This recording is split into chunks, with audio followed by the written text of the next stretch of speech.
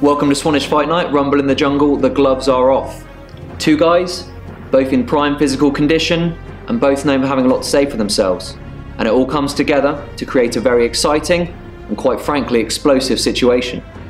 To my left, personal trainer, bodybuilder, scouser, 6 foot tall, 88 kg, one half of the Woods brothers, Lewis Woods.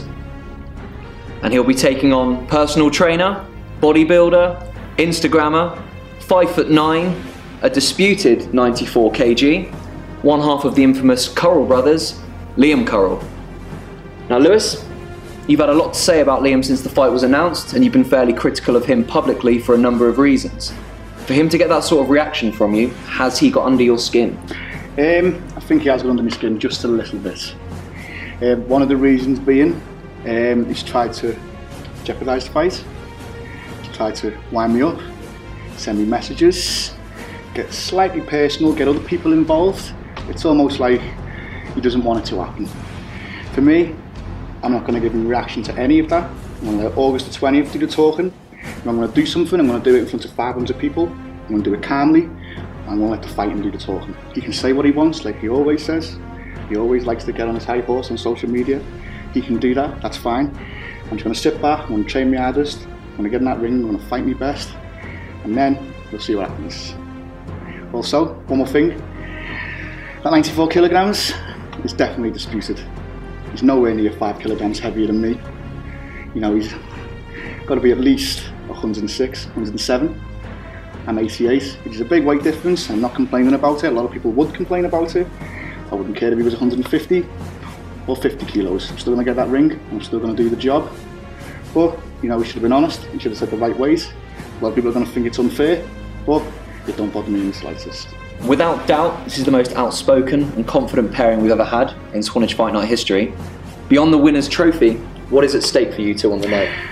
I think it's for my own personal benefit, really. I don't think anything's at stake. I don't need to prove a point to anyone. You know, I don't need to big myself up about it. You know, I've not managed to prove a point in all my life. I've only done that by just being myself. I am my own person. You know, so it's just for my own personal success, really. It's not anything to do with wanting to get a better reputation or wanting to look good in front of a lot of people in Swanage. It's just, you know, I enjoy it. You know, it's a good lifestyle for me. It's, you know, the training's amazing, getting in that ring's amazing. I don't get a lot of action these days coming to Swanage, so getting in that ring is going to be a bit of a pleasure for me, you know, so bring it on.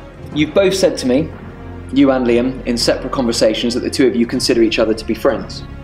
But in my opinion, I haven't seen or heard much to support this. Is there a friendship there? Up until about 4 days ago, there was a friendship. You know, I had a lot of respect for Liam in regards to the gym, in regards to how committed he is to the gym. You know, you tend to get that natural respect to someone when it comes to that type of lifestyle.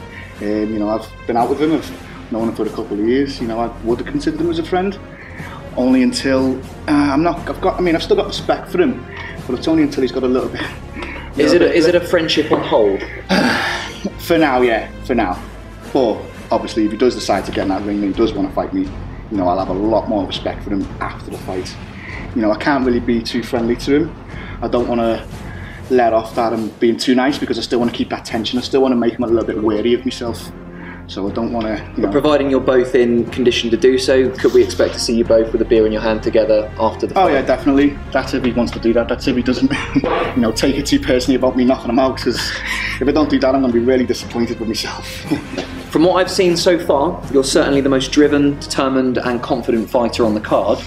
But in your opinion, does Liam pose enough of a threat to bring out the best in you? No, I think he will bring out the best in me, because, you know, I'm not knocking a guy. I'm not going to underestimate him. I'm not going to get in the ring and think it's easy.